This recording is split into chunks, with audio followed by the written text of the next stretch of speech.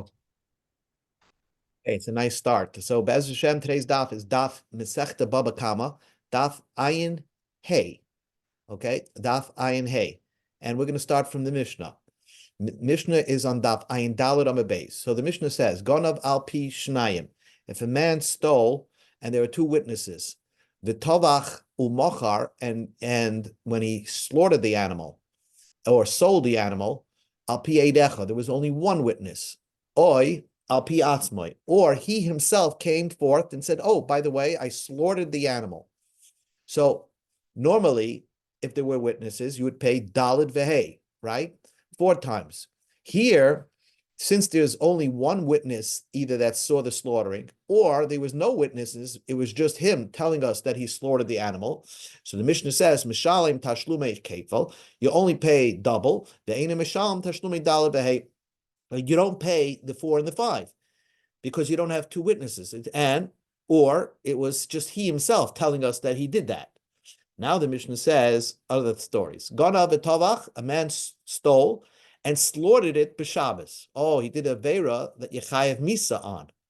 So he's not going to pay daled v'hei because he's going to be punished with the death penalty, potentially with the death penalty. So he'll only pay if he stole it before Shabbos, he'll pay kefil, but the slaughtering which happened on Shabbos, you're not going to pay daled v'hei.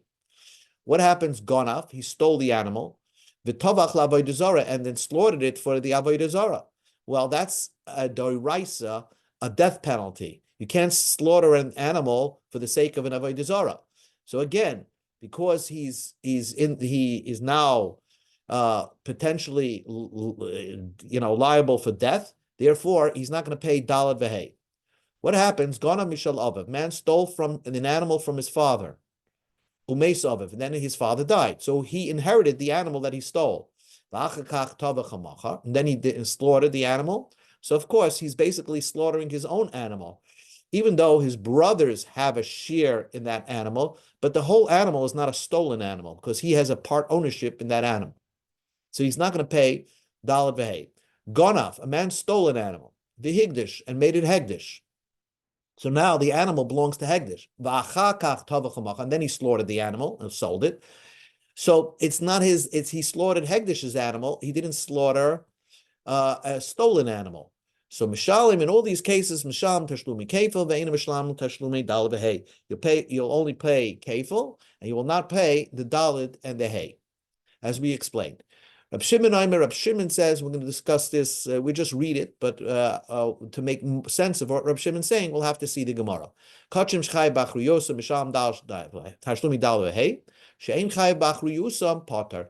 It depends what type of kachim. If a kachim that you're responsible to bring, if it was lost or stolen, you have to bring a new animal, then you would pay daled v'hei. And if it's kachim that you're not responsible if it was lost or stolen, you're exempt from paying daled v'hei. And we have to understand Rab Shimon, so we'll just skip it for now. So the Mishnah said that if you slaughter the animal al pi eid echad, so then you don't pay daled v'hei. Says the Gemara, Pshita, isn't that obvious? You stole the animal, okay, there were two witnesses that saw you steal the animal, and there's only one witness that saw you slaughter the animal, so you don't pay daled v'hei. Of course, there's only one witness. So what's the novelty of our Mishnah? Amrei, so the yeshiva answered, Hakamashmalan, our Mishnah is teaching you a new idea. Al pi atzmai dumya al da pi eid echad. The Mishnah juxtaposes when there is just either a case when there's one aid that saw you slaughtering the animal, or if you yourself came forth and said, I slaughtered the animal. Both of these cases, you would not pay daled v'hei, but they're similar because ma al pi eid echad, if there was just one witness that saw you slaughter the animal, it's not that you're not going to pay daled v'hei, because potentially ki osi eid echad, if another aid came and said, oh, you slaughtered the animal, mitzdaraf b'hadei u'mechayev, he would combine with that aid, and now you'll have two aid, and therefore you will be paying daled v'hei.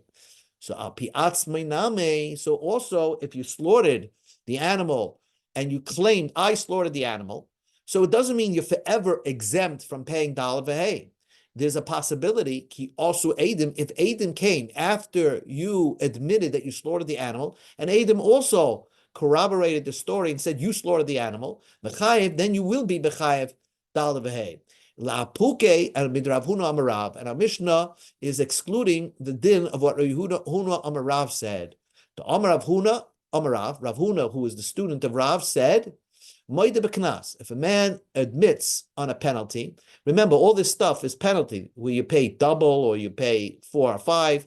If you admit the sin, the achakach bo edim, and then edim came, so potter, you're not liable to pay because you already admitted that you're at fault. If you admit you're at fault, there's no penalty anymore, even if edim came afterwards. But our Mishnah seems to disagree with that idea, and our Mishnah holds that even if you admitted that you did the violation of slaughtering the animal, if Adam will come and corroborate that story that you slaughtered the animal, you will be chayav to pay dalad vehei.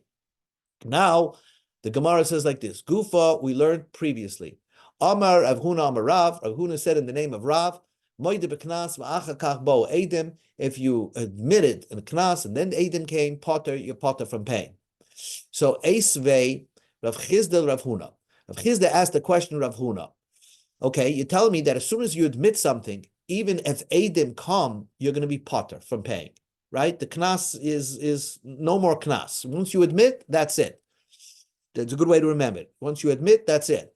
But that's Rav Huna saying in the name of Rav. So Rav Chizda asked Rav Huna, let's read this following brisa, and the brisa tells us a story which seems to disagree with this idea. Maisa b'Rabbi Gamliel. There's a story about Rabbi Gamliel. Rabbi Gamliel had this beautiful eved that he was so good that he felt he was almost Jewish, but he was an eved Kanaini. So what happened?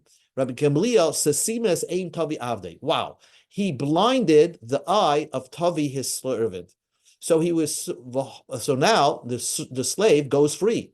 So v'hoya sameach simcha gedola. Wow, he was so happy, this Rabbi Gamliel, because now this Tavi can go free, and he's a regular Jew, and that's it. Because really, Rabbi Gamliel had a problem. He liked this Tavi. He felt that he could be Jewish, but there's an isser, there's a big avera. If you have a slave, you're not allowed to free them because the pasuk says l'olam b'hem tavodu. They have to work for you forever.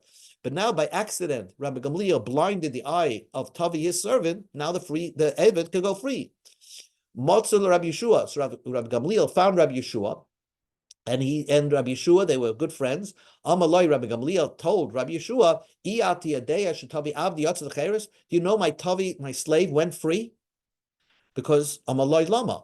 Why did he go free? Rabbi Yeshua asked Rabbi Gamliel. Amalei, so Rabbi Gamliel answers, I blinded him, and therefore he goes free. Now, an Eved that goes free because you blind them is a knas. So Rabbi Yeshua said, but you admitting the kas. Amaloi ein b'drecha klum.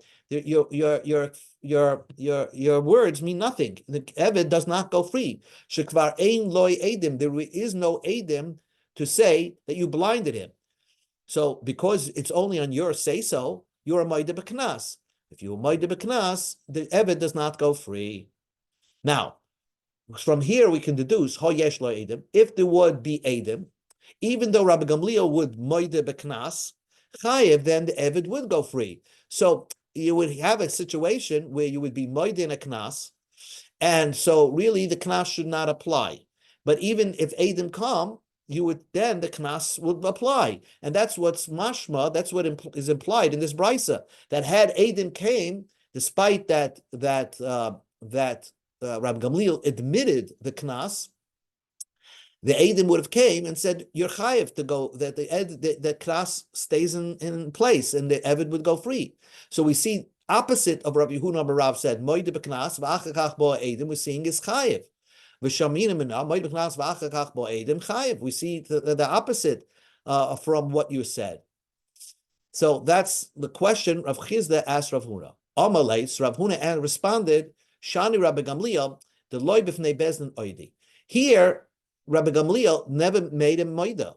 He was never admitting because he was never in front of court. When do you say moida b'knas and you become the violation, the penalties are off, is only if you admit it in a courthouse. But here, Rabbi Gamliel was talking to Rabbi Yeshua, his friend, on the street. So it was not in front of Bedim, so you don't even have a moida. He was never agreeing on the knas. Says the Gemara, what do you mean? Rabbi Yeshua av bezdin haya. Rabbi Yeshua was the Supreme Court justice. And he's talking to his friend Rabbi Yeshua, saying that I blinded my Eved. So isn't that a moida? Isn't that agreeing to what the story happened? So we go to Ein Hey Amar Al. Shloi bif bezdin havoy kaya. Rabbi Yeshua was not in his office, so therefore it was not considered to be a haidah, and therefore it doesn't get involved in our machlekes. If moida beknas v'achakach bo edim chayav a potter, there was no moida over here. Says the Gemara, v'hatanya, we learned in another brisa in describing the story of Rabbi Yeshua and Rabbi Gamliel. Amalai, Rabbi Yeshua told Rabbi Gamliel, "Ein b'dvarecha klum."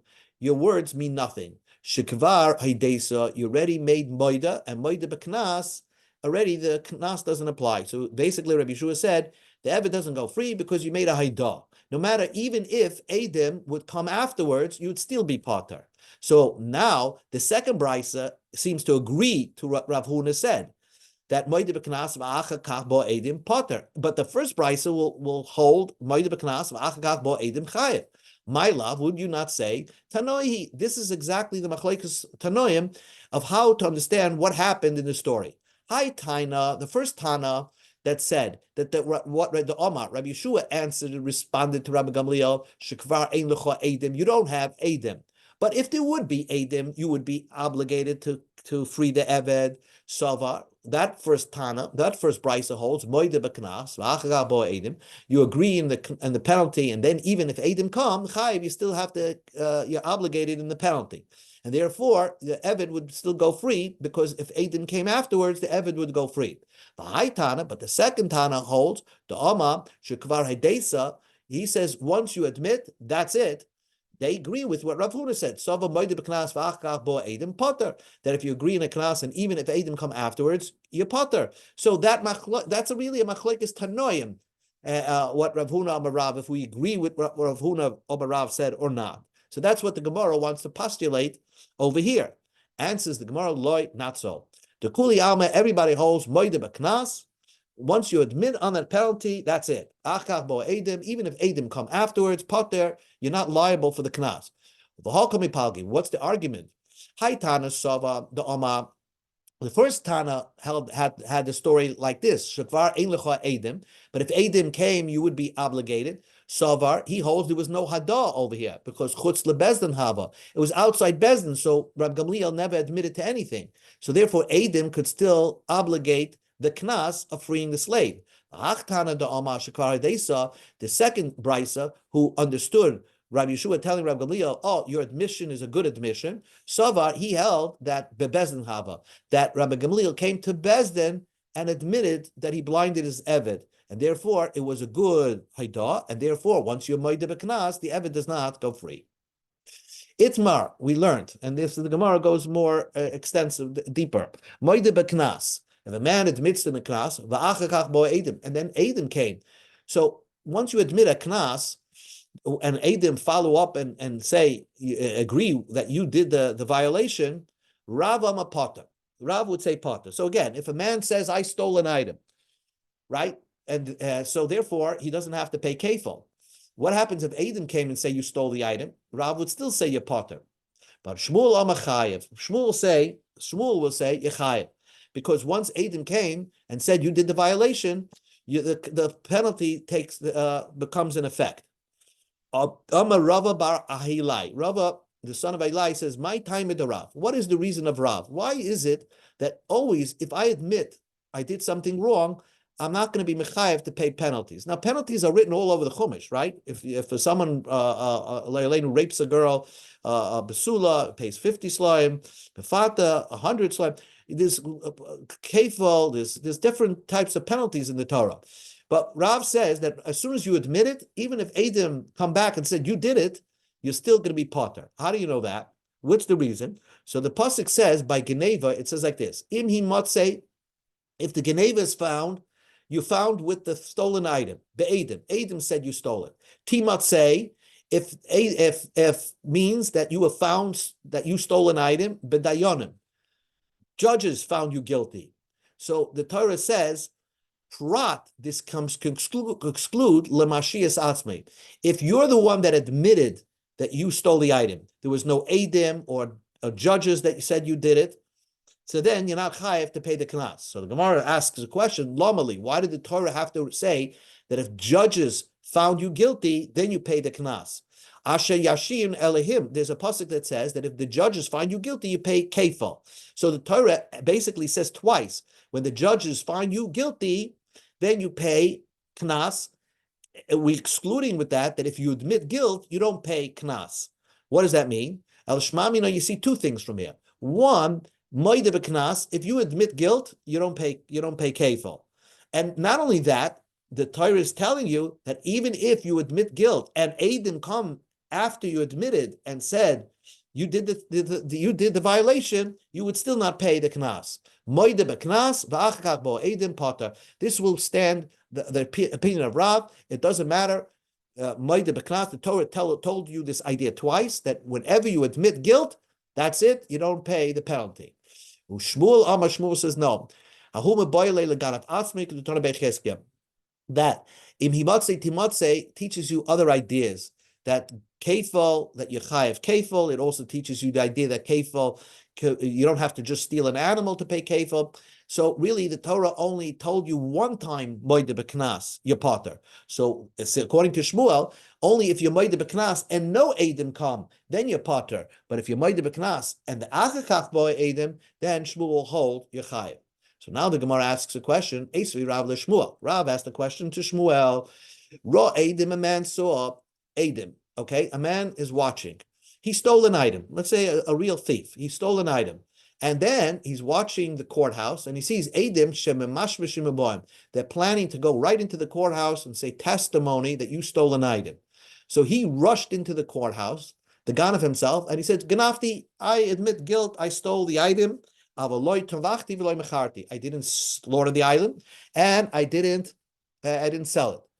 So Einim Shalom Ela Karen, he doesn't pay only the principal, because even if the Eidim came and said that you actually slaughtered the item, well, he admitted guilt, right? He was moide b'knas, so he doesn't pay the kefil. Once you're not paying the number two, then you're not going to pay tvich and mechira, because part of 4 and 5 is the kefil. And if you're not paying kefil because you admitted guilt, so therefore, you're not going to pay for the dollar that hay. But what you do see is that, but the Eidim came right after you said Ganafti, right after you walked into the courthouse and said Ganafti, Eidim came right behind him and said he stole. And what does the Mishnah, what does the Brisa say? That still, you're not going to pay kefil, you're only going to pay the principal, not the kefil. So we see from here, moide b'knas, v'achakach bo Eidim, you're still going to remain potter. So this was Rav's question to Shmuel. Amalei. So Shmuel answered to Rav, this Bryce is talking about Kagoin shechazru Eidim la'achay rehem. That Eidim turned around and never came to Bezdin.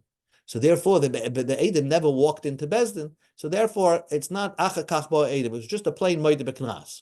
Says the Gemara, that's not true. V'amid Tani Sefer, the end of the Brisa says, Rab Lazar Rab Shimon Omer, Rab Lazar Rab Shimon says, Yavoy Eidim v'yidu. Let the Eidim come to Bezdin and say testimony. Let them come into and now he'll be chayiv kefil.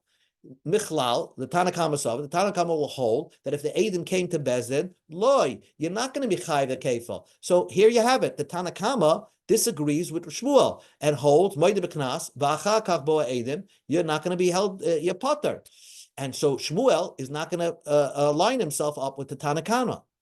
Amalei Shmuel says you're right. So really, the Bryce is talking about where Eidim came, and Rab Lazar Rab Shimon holds that moide b'knas v'achakach bo Eidim chayiv, and the Tana Kamma holds your potter.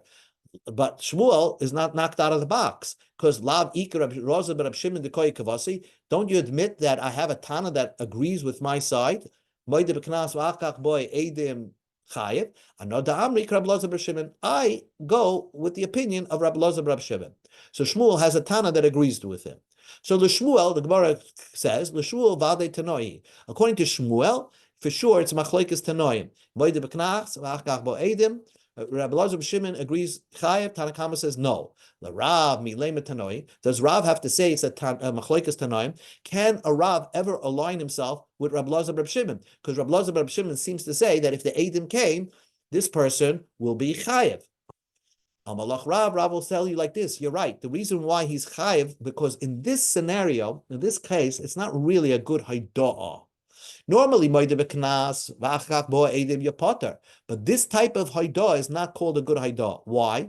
Because he was moide only because he saw that edim were walking into Bezdin. So he tried to beat them into Bezdin. That's not called haidah. A real admission is when you're not, afraid of anything. You just walk in and admit guilt. So only then you're potter.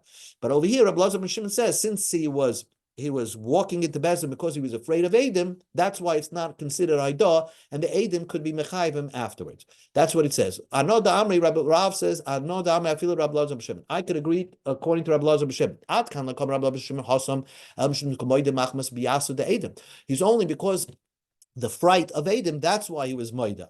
A normal case, the Moida Ma'asma, if you admit guilt on your own, I feel Rabbi Lazar ben Shimon would agree that you'll be potter. Okay, so normally moide beknas achar bo edim would be potter. So now the Gemara just now goes back into Rav a little bit a qualification. What is called a haidah? You admit guilt. When you admit something, it means you're admitting you did something wrong, so you're obligated to pay. You just don't want to pay the above and beyond penalty. But if you admit something and it didn't cost you anything, that's not called a haidah. And that's why Rav Hanuna said, Amar Rav Hanuna said, Mistabra, logically, Milsa de Rav, the words of Rav was said, but if a man said, Gonafti, I stole something. Ovo Edim, Shaganav. And Edim came and said, you stole. Potter. Then you're potter. Why? Because when you said you stole, he obligated him to pay himself. He has to pay the principal back. So therefore, you're potter from paying the kefil because that's called a nice admission. It's costing you something. Avo, he said, I didn't steal anything. Then Edim came and said, oh, you stole something. So now he's obligated to pay the principal. Then he said, Tavachti Macharti. And so he was obligated to pay the principal plus kefil. So he wants to get out of paying the dal and v'hei. So he said, I slaughtered and I sold. Now the Edim came and said, okay, you slaughtered it, chayiv. Then you chayiv to pay dal and v'hei. Because he was already nischayiv kefil by the Edim. And therefore he's trying to get out just by admitting that he slaughtered the animal without it costing anything. So therefore, he's now trying to exempt himself from any payment. That's not called a haidah. Haidah means you admit something, guilt, so now you're obligated to pay. You just don't want to pay the surcharge of it. So then we can let you get away with that. But if you're just admission of guilt, which didn't cost you anything, that's not called an admission. Amalei Rava. So Rava said, Rava said that to Rav Hanuna, ki pachti l'savei de Rav. You insulted, I guess, Rav Huna, because the Rav Huna. Let's look at the case. Rabbi Gamliel poita asmei meklum haba. Rabbi Gamliel's case with that story, which we wanted to say that Brisa did not agree to Rav Huna. That Brisa, Rabbi Gamliel was saying, I knocked out my Eved's eye. And therefore, Rabbi Gamliel was trying to say, I don't have to pay, he goes free. And basically, it was a Maida B'Knas that didn't cost Rabbi Gamliel anything. The Kamma Rav Huna. Rav Chinza said to Rav Huna and asked that this Brisa doesn't agree with you. Because you see, Maida B'Knas, V'achach bo Edim Chayev, right? So why didn't Rav Huna say, Rav Huna could have easily answered and said, you're right. In that case, because that wasn't a good haidah, because Rabbi Gamaliel didn't, when his haidah wasn't a good haidah, because it didn't cost him anything. So it must be that what Rav is trying to say is, Rav Hanuna, you might be wrong. It could be that any type of admission of guilt, even if it doesn't cost you anything, is considered a good admission, and therefore you're not obligated for any penalty. But the Gemara doesn't hold like that. The Gemara will hold what Rav Huna said. What Rav Hamnuna said. Itmanami, we learned same idea to agree with Rav Huna, Rav Hamnuna. Amar Chiba Rabba, Amar Rabbi Yochanan, Ganafti. Man said, I stole something. So now he's obligating himself to pay the Karen. And Adam came, you said, then told him you stole something, potter. Then you potter to pay the kefil, because you're obligated to yourself to pay the Karen. He said, I never stole anything. And the Adam came, said, you stole something. Now he has to pay Karen and kefil, and so he wants to get out of paying dollar v'hei.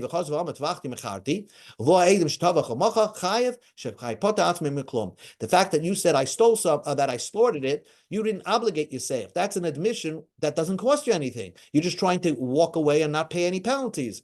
So therefore, that haidah is not a good haidah, and because of that, therefore,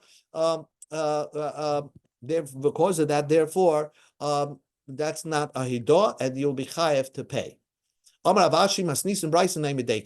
The Mishnah agrees to this idea of what Rav Hanuna said, or what Rabbi Yochanan said, and I have a brisa that agrees with that idea. Masnisin, the Tanam, our Mishnah agrees with that.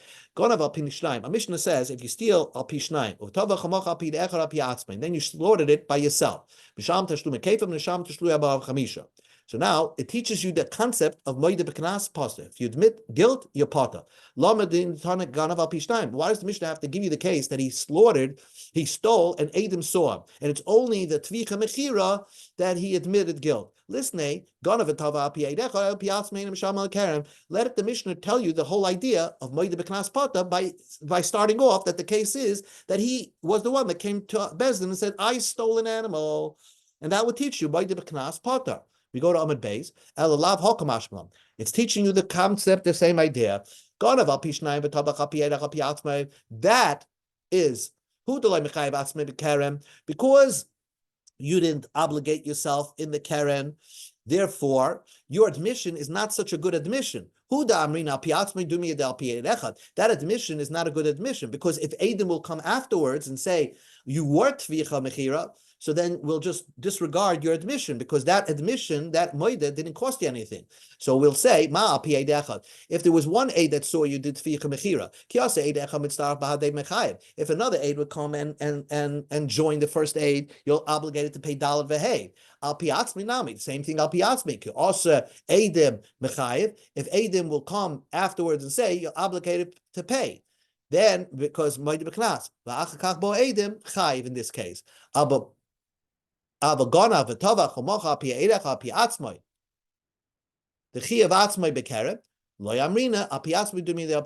he made a real admission, right, and he said, I was the one that stole it, so now it's an admission that's costing him the original value of the item, of the animal, so it's because of that, we'll say, then that's an admission, and therefore he'll never pay any penalties.